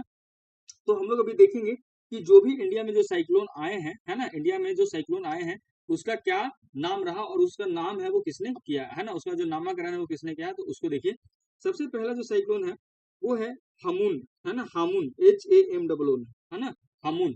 हामुन जो बेसिकली है, इससे जो रीजन जो अफेक्ट हुए इंडिया का, वो कौन सा रीजन, बांग्लादेश और वेस्ट बंगाल, है ना, इस रीजन को ये अफेक्ट किया। और इसका जो नाम दिया था हामुन, वो किसने, ईरान ने इसका नाम दिया था हामुन। ठीक है। उसके बाद जो अगला है वो है अगला जो है वो है मिथाली, है ना, क्या है, मिथाली। मिथाली जो साइक्लोन था ये कहाँ पे आया था, बांग्लादेश कोस्ट पे आया था, और इसका नाम किसने दिया था, इसका नाम दिया था मालदीव ने। ठीक है। उसके पहले आया उसके बाद ये आपका मिचुंग है ना, मिचोंग। मिचोंग जो है वो किस कोस्ट पे आया था, इसका जो लैंडफॉल हुआ था वो आंध्र प्रदेश की कोस्ट पे हुआ था। और इसका जो मिचोंग नाम था ये किसने दिया था, ये म्यांमार ने दिया था, है ना, ये एग्जाम में आया भी था, उस समय पे एग्जाम में आया था, है ना। अगला है अल्वारो। अल्वारो जो है मेडागास्कर कोस्ट पे है ना, जो मेडागास्कर का रीजन है वो अफेक्ट हुआ था, और इसका जो नाम है वो मोजाम्बिक ने दिया था। एक है, अगला है गेमिन, है ना, गेमिन जो है वो मेडागास्कर ने को अफेक्ट किया था, और इसका इसका जो नेमिंग है वो स्वास्थनी ने दिया था। ठीक है, ये एक छोटा सा द्वीप है। अगला है मेगन। मेगन है, ये ऑस्ट्रेलिया रीजन को अफेक्ट किया था, और इसका नाम अभी शायद क्लियर नहीं है इसलिए यहाँ पे मेंशन नहीं है। अगला है रेमिल, है ना, रेमिल जो है वो है वेस्ट बंगाल और बांग्लादेश के रीजन को अफेक्ट किया था, और इसका जो नाम है वो ओमान ने दिया था, रेमिल। ठीक है। उसी तरीके से अगला जो है वो है असना। असना है, इसका जो नाम है वो पाकिस्तान ने दिया था, और ये कच्छ रीजन, है ना, कच्छ गुजरात वाला जो रीजन है ना, उस रीजन को और सौराष्ट्र वाले रीजन को अफेक्ट किया था।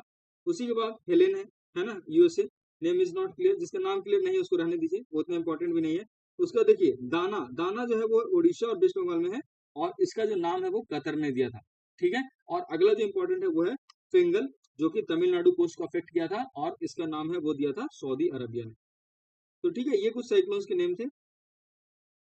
अभी जो हम लोग बहुत इंपॉर्टेंट चीज डिस्कस करेंगे वो है इंडिया का फॉरेस्ट रिपोर्ट, है ना, ISFR जिसको कहते हैं, है ना, ISFR 2023। तो इससे भी कई बार क्वेश्चन आता है फॉरेस्ट रिपोर्ट से, तो इसको देखते हैं। तो इसमें कुछ इंपॉर्टेंट फैक्ट है जिसमें देखिए,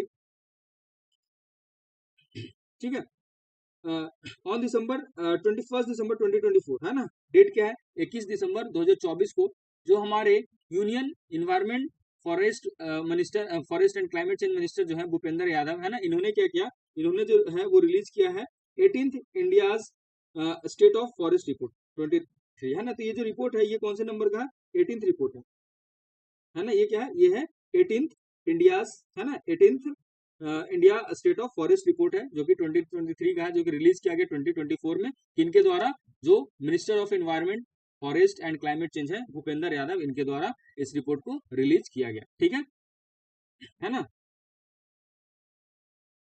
eight at Forest Research Institute Dehradun से। ठीक है, ये चीज हुआ। अब देखिए इसमें की फाइंडिंग्स क्या है उसको देखिए, ये ज्यादा इंपॉर्टेंट है।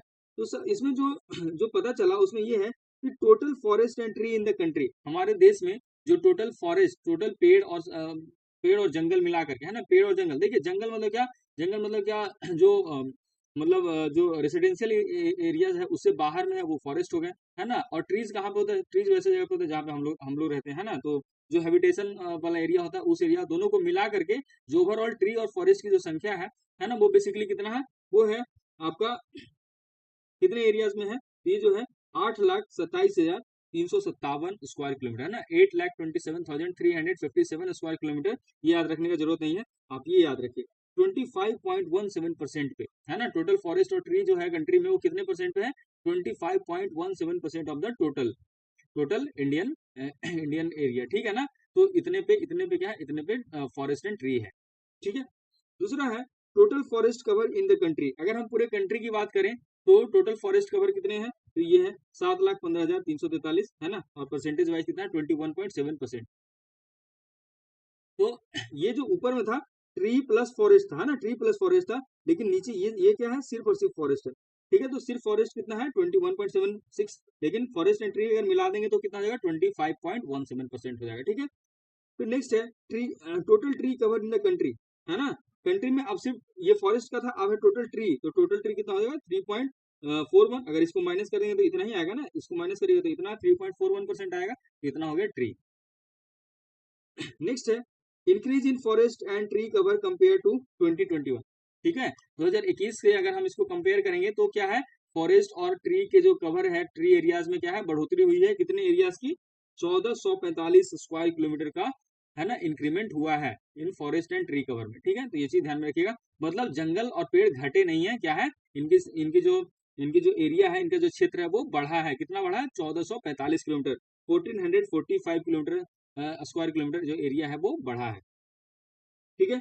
Increase in forest cover compare to 2021, तो फॉरेस्ट कितना बढ़ा, सिर्फ फॉरेस्ट की बात करें, ये फॉरेस्ट एंड ट्री दोनों है ना, फॉरेस्ट ट्री दोनों है, सिर्फ फॉरेस्ट कितना बढ़ा है 156 स्क्वायर किलोमीटर बढ़ा है, और ट्री कितना है, ट्री जो है वो बढ़ा है 1289 किलोमीटर। क्यों, क्योंकि देखिए हर जगह पे क्या वृक्षारोपण चल रहा है ना, ट्री प्लांटेशन चल रहा है, तो बढ़ेगा ज्यादा क्या, ट्री ही बढ़ेगा ना। हम लोग जंगल थोड़ी लगा रहे हैं, हम लोग क्या कर रहे हैं, हम लोग ट्री लगा रहे हैं, घर के बाहर खेत में हर जगह पे ट्री लगा रहे हैं, तो संख्या किसका बढ़ रहा है, जो है वो ट्री का ही बढ़ रहा है, ठीक है।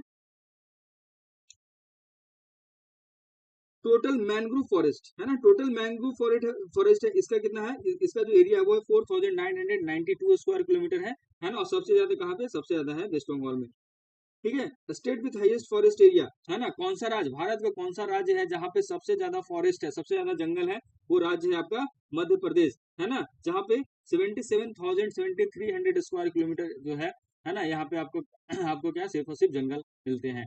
दूसरे नंबर पे कौन है, दूसरे नंबर पे आपका है अरुणाचल प्रदेश, है ना, दूसरे नंबर पे क्या हो गया अरुणाचल प्रदेश, और तीसरे नंबर पे क्या है, तीसरे नंबर पे है छत्तीसगढ़। तो ये बड़ा इंपॉर्टेंट है, ये इंपॉर्टेंट है, 1 2 3 याद रखिएगा। वन कौन हो गया, एमपी, सेकंड कौन हो गया अरुणाचल प्रदेश, थर्ड कौन हो गया छत्तीसगढ़, है ना। तो सबसे ज्यादा फॉरेस्ट के मामले में। उसके बाद state with highest forest cover in percentage, है ना, ये हो गया एरिया वाइज, है ना। अभी हमने क्या देखा, अभी जो हमने देखा ये है आपका एरिया वाइज, एरिया वाइज, है ना। अभी अभी हम लोग क्या देख रहे हैं, परसेंटेज वाइज। तो परसेंटेज वाइज अगर देखिए सबसे ज्यादा फॉरेस्ट तो कहाँ पे है, परसेंटेज वाइज देखिए तो सबसे ज्यादा फॉरेस्ट है लक्षद्वीप में, लक्षद्वीप में 91.33% पे फॉरेस्ट है। दूसरे नंबर पे कौन है, मिजोरम, 85.34% फॉरेस्ट है, और थर्ड नंबर पे है अंडमान निकोबार, 81.62% फॉरेस्ट है ना। तो ये बड़ा इंपॉर्टेंट डेटा है, इसको ध्यान में रखिएगा। अगर हम बात करते हैं top state showing increase in the forest, है ना, मतलब जो फॉरेस्ट का जो एरिया बढ़ा है उसमें से टॉप पे कौन है ना, टॉप पे कौन है, तो सबसे ज्यादा जो एरिया है फॉरेस्ट का वो बढ़ाया है कौन, मिजोरम बढ़ाया है, कितना 242 स्क्वायर किलोमीटर। दूसरे नंबर पे है गुजरात जो कि 180 स्क्वायर किलोमीटर एरिया बढ़ाया है। तीसरे नंबर पे उड़ीसा जो कि 152 किलोमीटर स्क्वायर एरिया है उसको बढ़ाया है, ठीक है। Next state showing maximum increase in forest and tree cover, है ना, मतलब वैसे राज्य जहां पे सबसे ज्यादा फॉरेस्ट और ट्री कवर, है ना, इंक्रीज हुए हैं।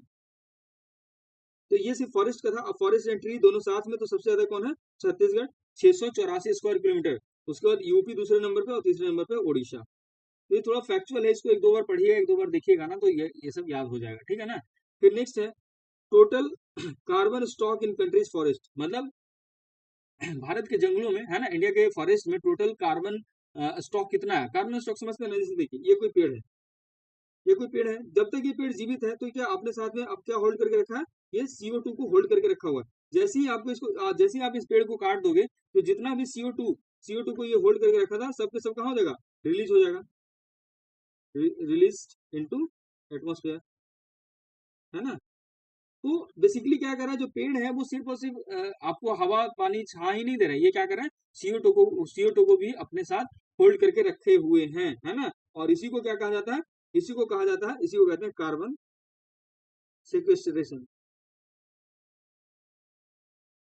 कार्बन सेक्वेस्ट्रेशन इसी को कहते हैं, मतलब क्या, कार्बन को वो सिक्योर करके रखते हैं, कार्बन को अपने पास होल्ड करके रखते हैं, ठीक है। इसीलिए जंगलों को नहीं काटना चाहिए, क्योंकि जब जंगल को काटा जाता है तो एक दो नुकसान नहीं होते हैं, बहुत सारे नुकसान होते हैं। उसमें से एक नुकसान है कि जो कार्बन डाइऑक्साइड, जो CO2 होल्ड करके पेड़ रखे हुए थे अपने पास, ये जब कटते हैं तो सारे के सारे CO2 कहाँ चला जाता है, ये आवरण में चला जाता है, मतलब वातावरण में चला जाता है, इन्वायरमेंट में चला जाता है, ठीक है ना। और वो फर्दर जाके क्या होगा, फर्दर जाके इसके ये ग्लोबल ग्लोबल वार्मिंग का कॉज बनेगा, है ना। वो ग्लोबल वार्मिंग का कॉज बनेगा, फिर वही climate change, rise in temperature, ये सब चीज देखने को मिलेगा, ठीक है। तो total carbon stock in countries forest वो कितना है, ये है आपका 7,285.5 मिलियन टन, है ना। 7,285.5 मिलियन टन है, इतना कार्बन स्टॉक है वो इंडिया के फॉरेस्ट में है, ठीक है। फिर India sorry increase in the carbon stock compare to 2021, तो 81.5 मिलियन टन का इंक्रीज हुआ है कार्बन स्टॉक, ठीक है। तो ये कुछ डेटा था ISFR का, Indian state of forest report का, जिसको हमने डिस्कस किया, बड़ा इंपॉर्टेंट था, एक दो और पढ़ लीजिएगा, सब याद हो जाएगा। अभी हम लोग आगे थोड़ा देख रहे हैं, मेजर एग्रीकल्चरल प्रोड्यूसिंग, है ना, मतलब एग्रीकल्चर के क्षेत्र में, है ना। जैसे कि कौन सा कंट्री और वर्ल्ड वाइड देखेंगे कि सबसे हाईएस्ट कौन प्रोड्यूस करता है, ठीक है ना। तो सबसे पहला है वो राइस, है ना। तो राइस का जो सबसे ज्यादा प्रोडक्शन करता है पूरे वर्ल्ड में वो है चाइना, है ना। चाइना सबसे ज्यादा राइस का प्रोडक्शन करता है। लेकिन इंडिया की बात करें तो इंडिया में कौन सा राज्य है जहाँ सबसे ज्यादा चावल होता है, सबसे ज्यादा राइस होता है, वो वेस्ट बंगाल में होता है, ठीक है। वीट एंड पोटैटो की बात करें तो चाइना नंबर 1 पे, और स्टेट इंडिया के अंदर यूपी। मेज की बात करें, मेज मतलब क्या, मक्का, मक्का के मामले में यूएस नंबर 1 पे है, और इंडिया के अंदर कौन है, कर्नाटका। पल्सेस की बात करें यानी दलहन, पल्सेस मतलब क्या हो गया, दाल, तो दाल के मामले में इंडिया है वो टॉप पे है वर्ल्ड में, पूरे वर्ल्ड में इंडिया है वो नंबर 1 पे है ना। और इंडिया के अंदर देखें तो मध्य प्रदेश है वो नंबर 1 पे है, ठीक है। ये बड़ा इंपॉर्टेंट है पल्सेस वाला। तो उसके बाद ग्राउंड नट्स हो गया, तो ग्राउंड नट्स के मामले में चाइना पूरे वर्ल्ड में सबसे ज्यादा, है ना, प्रोड्यूस करता है। और इंडिया के अंदर गुजरात हो गया। शुगर केन के मामले में ब्राजील नंबर 1 पे है, और इंडिया के अंदर उत्तर प्रदेश हो गया।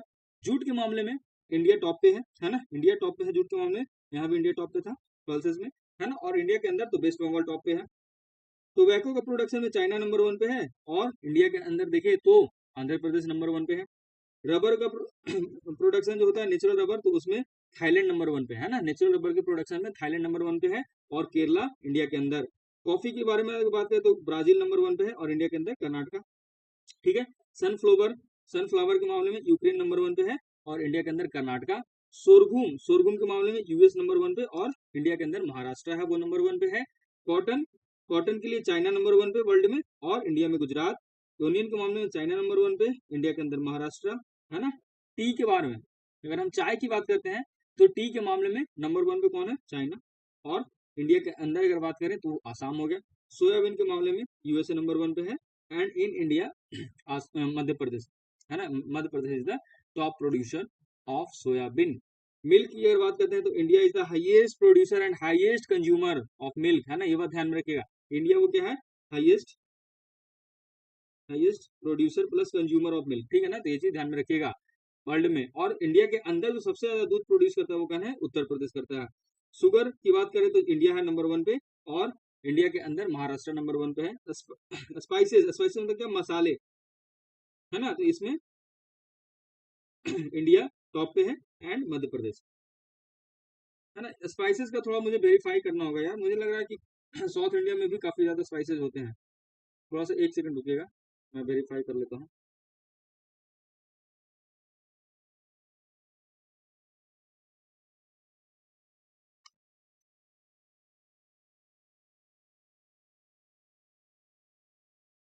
नहीं नहीं सही है, मध्य प्रदेश सही है, Madhya Pradesh is the largest spice producing state in India, ठीक है ठीक है ठीक है ना। इंडिया के अंदर कौन है टॉप पे, इंडिया के अंदर जो टॉप पे है वो क्या है, मध्य प्रदेश है, ठीक है ना। मध्य प्रदेश है वो टॉप पे है स्पाइसेस के मामले में, और पूरे वर्ल्ड में इंडिया भी टॉप पे है। ठीक है, तो ये हमने डिस्कस किया कि एग्रीकल्चर प्रोड्यूस के बारे में। तो ये सब देखो देखने में छोटा छोटा लग रहा है, फैक्चुअल है, कुछ इसमें कॉन्सेप्ट तो है नहीं, लेकिन ये सब सवाल पूछे जाते हैं, इसको हल्के हल्के में ज्यादा नहीं लेने का है। एक दो बार आप देख लेना है ना, रिवाइज कर लेना, अगर आना होगा तो आएगा, क्लिक करना होगा तो क्लिक कर जाएगा। ठीक उसी तरीके से मिनरल्स है, मिनरल्स को भी देख लीजिए। तो मिनरल्स की अगर बात करते हैं तो कोल और ग्रेफाइट देखो तो सबसे ज्यादा वर्ल्ड में चाइना, एंड जो इंडिया के अंदर तो ओडिशा हो गया, है ना। डायमंड के मामले में देखिए तो सबसे ज्यादा प्रोड्यूस कौन करता है, रसिया, और इंडिया के अंदर मध्य प्रदेश है ना, पन्ना वन्ना, पन्ना तो वही है ना। उसके अलावा जो कॉपर है, कॉपर के मामले में चिली जो वर्ल्ड में सबसे टॉप पे है, और स्टेट के इंडिया के अंदर मध्य प्रदेश। आयरन के मामले में ऑस्ट्रेलिया पूरे वर्ल्ड में, और इंडिया में ओडिशा। सिल्वर के मामले में सबसे बड़ा प्रोड्यूसर है मैक्सिको, इंडिया में राजस्थान। क्रूड के मामले में सबसे बड़ा प्रोड्यूसर यूएसए है, और इंडिया में है राजस्थान। नेचुरल गैस का सबसे बड़ा प्रोड्यूसर यूएसए है पूरे वर्ल्ड में, और इंडिया के अंदर आसाम है। ऑक्साइड का पूरे वर्ल्ड में सबसे बड़ा प्रोड्यूसर ऑस्ट्रेलिया है, और इंडिया में है ओडिशा। मैग्नीज का पूरे वर्ल्ड में साउथ अफ्रीका, इंडिया में मध्य प्रदेश। गोल्ड का पूरे वर्ल्ड में चाइना, इंडिया में कर्नाटका। माइका का सबसे बड़ा प्रोड्यूसर है ना, माइका और टंगस्टन का जो सबसे बड़ा प्रोड्यूसर है पूरे वर्ल्ड में वो चाइना ही है, लेकिन इंडिया के अंदर आंध्र प्रदेश है। यूरेनियम का पूरे वर्ल्ड में सबसे बड़ा प्रोड्यूसर कजाकिस्तान है, और इंडिया के अंदर आंध्र प्रदेश। जिप्सम का यूएसए और राजस्थान है। लेड कैडमियम का चाइना एंड राजस्थान है ना। तो इसमें क्या कोई कॉन्सेप्ट है ही नहीं, इसमें तो बस आपको फैक्ट ध्यान रखना है, तो इसमें एक्सप्लेन करने का कोई लॉजिक है नहीं, फटाफट करते हैं। उसी तरीके से निकल का पूरे वर्ल्ड में क्या है, इंडोनेशिया है, एंड इंडिया के अंदर ओडिशा है। क्रोमाइट क्रोमाइट का पूरे वर्ल्ड में साउथ अफ्रीका, एंड इंडिया में ओडिशा। टीन का सबसे बड़ा प्रोड्यूसर कौन है, चाइना, एंड इंडिया के अंदर छत्तीसगढ़ है, वो टीन का सबसे बड़ा प्रोड्यूसर है। और स्टील का कौन है, स्टील का पूरे वर्ल्ड में चाइना है, और इंडिया के अंदर ओडिशा। प्लेटिनम का पूरे वर्ल्ड में साउथ अफ्रीका है, और इंडिया के अंदर ओडिशा। ठीक है, ये मेजर मिनरल्स थे, उसका हमने देखा कि इंडिया और वर्ल्ड में उसका सबसे ज्यादा प्रोड्यूसर कौन है। ठीक है, this is the last page, इसको भी हम लोग कर ही लेते हैं, फटाफट हो जाएगा। तो अभी देख रहे हैं हम लोग फेस्टिवल, है ना। फेस्टिवल का नाम है, ठीक है, फेस्टिवल का नाम है, और इसको समिट्स है, और ये कहाँ पे हुआ था उसको देखते हैं। तो न्योकुम योलो, है ना, पहला जो फेस्टिवल है वो है न्यूकुम योलो फेस्टिवल। और पंगास क्या है, पंगसौ पास फेस्टिवल, है ना, ये अरुणाचल का है। आई होप आप आपको ये पता होगा फेस्टिवल। आप मुझे बताएं कि ये इसको कैसे प्रोनाउंस करते हैं। ये जो दो फेस्टिवल है मैं सही प्रोनाउंस नहीं कर पा रहा हूँ, आप बताइए इसको क्या प्रोनाउंस करते हैं। न्योकुम है ना, या कुछ और इसको बोलते हैं। न्योकुम योलो है।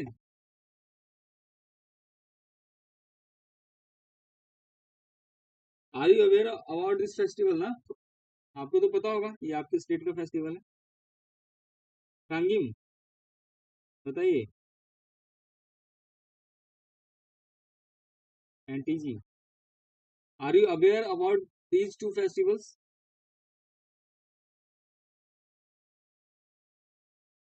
क्या बोलते हैं इसको यार, प्रोनाउंस करके बताओ। How to pronounce these two words, difficult to pronounce for me. Okay, ठीक है, अगला है वो है आपका आदि फेस्टिवल, है ना। आदि फेस्टिवल 2025, ये इसको सेलिब्रेट कराया गया कहाँ, दिल्ली में, है ना। फिर ये बड़ा इंपॉर्टेंट है, ये है आपका थाईपुसम, है ना, थाईपुसम फेस्टिवल है। थाईपुसम फेस्टिवल जो कि तमिलनाडु का फेस्टिवल है, ये बड़ा इंपॉर्टेंट है, इसको इसको मैं मार्क कर रहा हूँ, ये इंपॉर्टेंट है ना। थाईपुसम, थाईपुसम तमिलनाडु का फेस्टिवल है। सांबर फेस्टिवल, है ना, तो सांबर, जैसे सांबर से आपको सांबर लेक ऐसे करके रिलेट कर सकते हो, तो ये राजस्थान से है ना। फिर आपका नागुसबा, नागुसबा गोरांग फेस्टिवल, है ना, ये कहाँ का है, बाली का है। नेक्स्ट है मेमोंग फेस्टिवल, हेदिन खालम फेस्टिवल, ये सब मेघालय का फेस्टिवल है। नॉर्थ ईस्ट के ही फेस्टिवल है, मेरे हिसाब से शायद अवेयरनेस होगा आपको उधर का, तो पता होगा आपको मेरे से ज्यादा better. 10th international forest fair कहाँ लगाया गया, मध्य प्रदेश में।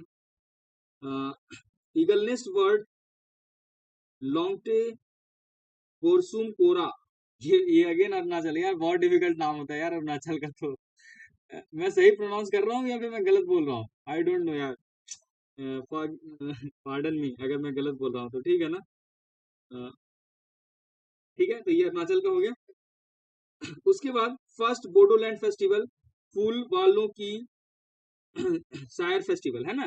तो पहला बोडोलैंड फेस्टिवल और फूल वालों की शायर फेस्टिवल, ये कहाँ सेलिब्रेट किया गया? दिल्ली में सेलिब्रेट किया गया। Second Indian military heritage festival new Delhi में सेलिब्रेट किया गया। 25th हॉर्नबिल फेस्टिवल और रोम रुशोमा ऑरेंज फेस्टिवल, ठीक है, ये कहाँ का है? ये नागालैंड का फेस्टिवल है।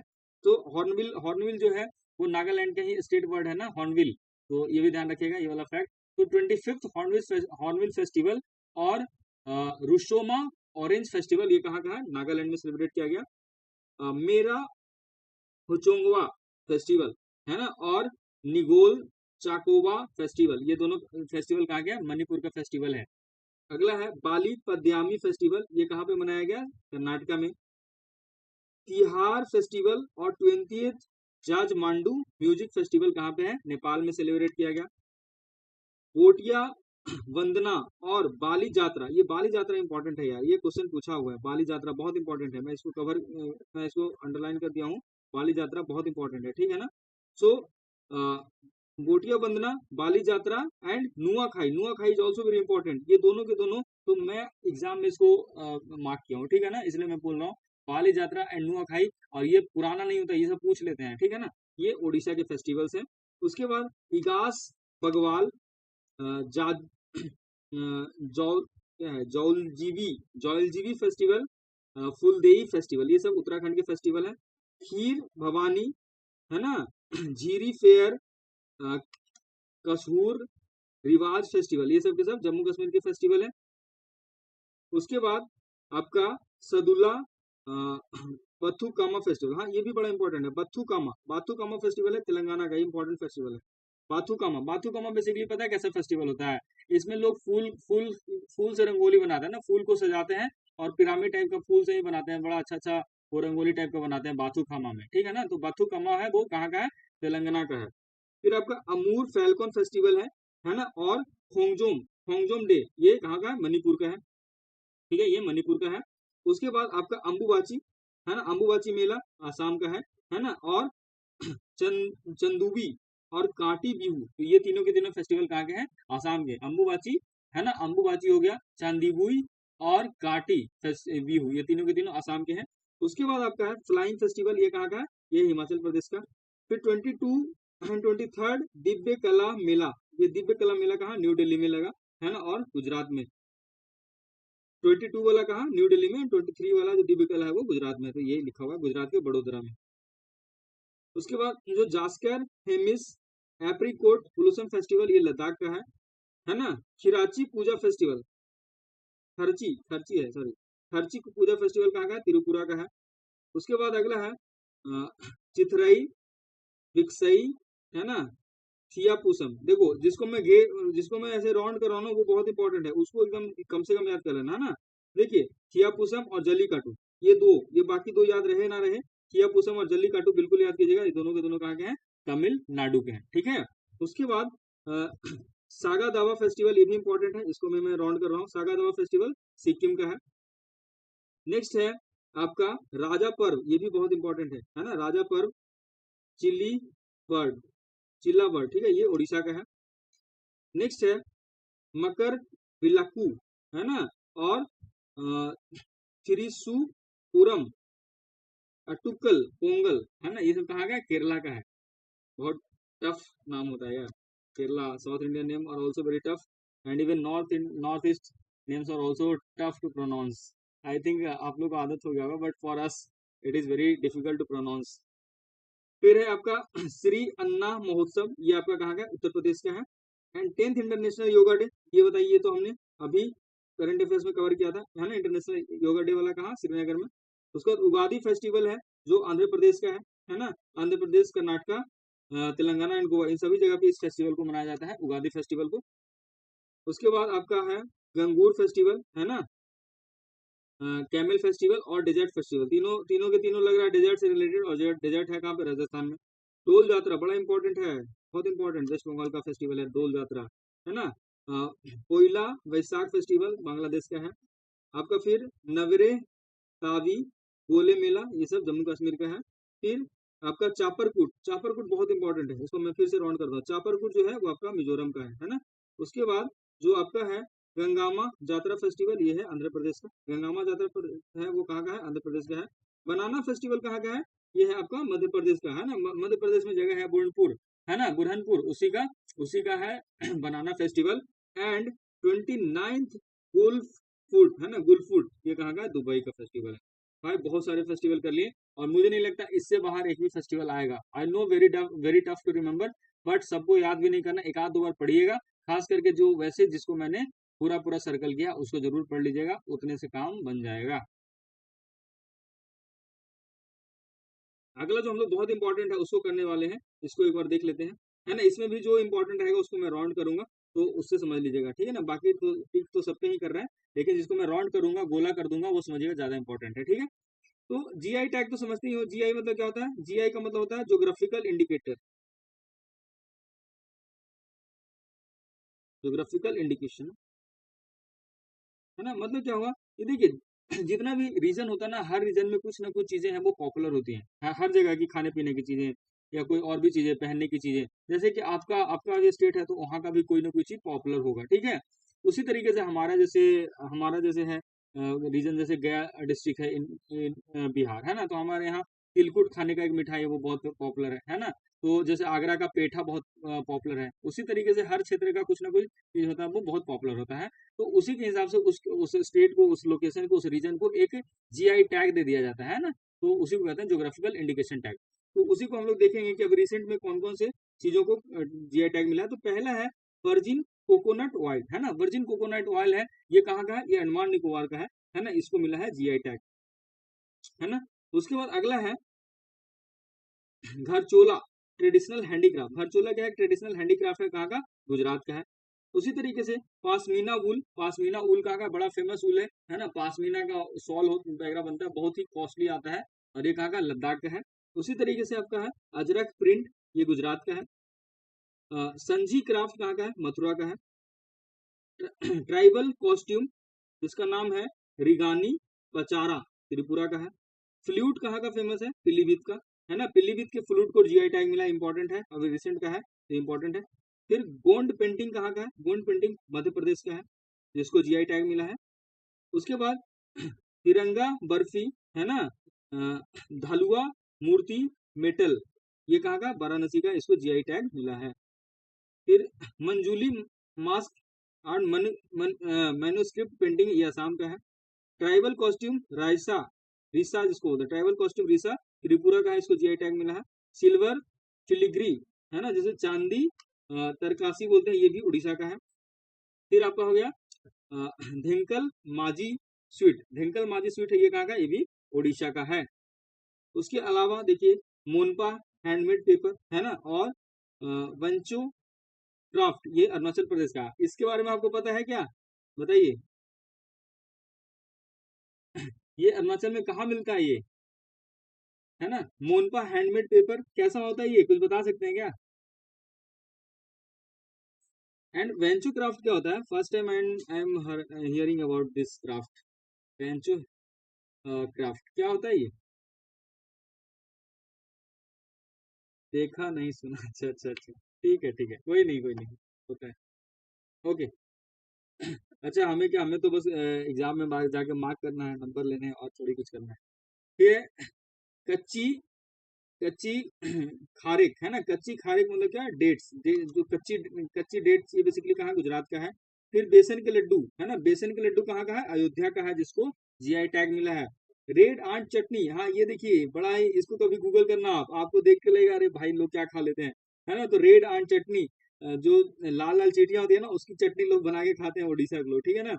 और है यहाँ पे डोंगरिया पोंद सॉल, ये बेसिकली उड़ीसा का है। उसके बाद आपका है कादियाल साड़ी। कादियाल साड़ी कहाँ का है? वेस्ट बंगाल का है। वेस्ट बंगाल का कादियाल साड़ी है, जिसको, है ना, जिसको क्या मिला है? जीआई टैग मिला है। फिर आपका लकदोंग हल्दी, है ना, लकदोंग हल्दी और लारनई पॉटरी है, ये मेघालय का है, इसको जीआई टैग मिला है। सैफरॉन, है ना, और किश्तवाड़ डिस्ट्रिक्ट जम्मू कश्मीर का है। जम्मू कश्मीर का जो सैफरॉन है वो बहुत फेमस है ना, बहुत ही अच्छी क्वालिटी का होता है, तो उसको भी जीआई टैग मिला हुआ है, ठीक है। उसके बाद है आपका सी बक थॉर्न फ्रूट और वुड कार्विंग आर्ट, ये लद्दाख का है ना। फिर बेरिंग टी, बेरिंग टी कहाँ का है? ये उत्तराखंड का है, इसको जीआई टैग मिला है। याक चुरपी, है ना, याक चुरपी, खामटी राइस, टंगसा टेक्सटाइल, ये सब अरुणाचल प्रदेश का है। अगेन आपके देखिए जो अरुणाचल का है ना वो आपके लिए और ज्यादा इंपॉर्टेंट हो जाता है, क्योंकि इस पे आपका हो सकता है ज्यादा फोकस रहे, है ना, आपका ये स्टेट स्पेसिफिक जेई है ना, अरुणाचल जेई है, तो वो अरुणाचल वाले पे ज्यादा फोकस करेंगे। तो इन सबको आप प्लीज ज्यादा अच्छे से याद कर लीजिएगा, ठीक है ना। देखिए यहाँ भी था, इसको भी मैंने किया हुआ कि इसको जरूर याद कीजिएगा, इसको जीआई टैग मिला हुआ है, ये इंपॉर्टेंट है ना। उसके बाद आगे देखिए, आगे है अ, रसा रसाबली स्वीट्स, है ना, रसाबली स्वीट्स ऑफ केंद्रपाड़ा, ये उड़ीसा का है, ठीक है। अगला है कैश्यू, बेबिनका, मंकुर्द मैंगो, ये कहाँ का, गोवा का है ना। चोकुआ राइस और गोमछा, चोकुआ राइस और गोमछा कहाँ का है, ये असम का है, जिसको जीआई टैग मिला है। रायागढ़ सॉल, है ना, Rayagada shawl, Koraput black cumin rice, ये भी उड़ीसा का है। स्लेम सागो, है ना, स्लेम सागो कहाँ का, तमिलनाडु का, इसको जीआई टैग मिला है। जलसेर मेटल क्राफ्ट उत्तराखंड का है। फिर उत्साह कला क्राफ्ट है बीकानेर का, और बंदे बंदेज कला जोधपुर का, ये राजस्थान का, इसको ये टैग मिला है। फिर आपका कुफरातगिरी मेटल क्राफ्ट, ये आपका उदयपुर राजस्थान का है। कन्याकुमारी मैटी बनाना, है ना, कन्याकुमारी का मैटी बनाना, और ऊटी का वारके, ये तमिलनाडु का है, जिसको जीआई टैग मिला है। फिर जीरादेई, है ना, सॉरी, जदरेई जदरेई नमकट्टी एंड मरत मारतंदम हनी, मारतंदम हनी कहा, ये तमिलनाडु का है ना। नाम से थोड़ा लगता है डिफिकल्ट नाम है, आप साउथ इंडियन नाम मारिएगा तमिलनाडु, जहाँ पे आपको लगेगा नाम बहुत डिफिकल्ट है और लगेगा कि नॉर्थ ईस्ट का नाम नहीं है, नॉर्थ ईस्ट का नाम तो आई होप आप पहचान ही जाओगे। हम लोग के साथ ज्यादा कंफ्यूजन होता है, लगता है नॉर्थ ईस्ट का है या साउथ इंडिया का है, लेकिन नॉर्थ ईस्ट का अगर आप एलिमिनेट कर लिए और लगा कि नॉर्थ का नहीं है, तो साउथ इंडिया में तमिलनाडु ही मार दीजिएगा, है ना। तो तमिलनाडु का है ये।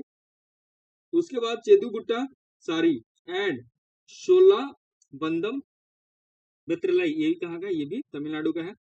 फिर अगला जो है वो है नगेमाम सारी एंड मलयाली मलयादई स्टोन कार्विंग, ये भी तमिलनाडु का है। फिर आपका है अमरोहा ढोलक और संभल हॉर्न क्राफ्ट, ये उत्तर प्रदेश का है ना, उत्तर प्रदेश का है। अगला है बागपत होम फर्निशिंग, ये भी यूपी का है। फिर बाराबंकी हैंडलूम, ये भी यूपी का है।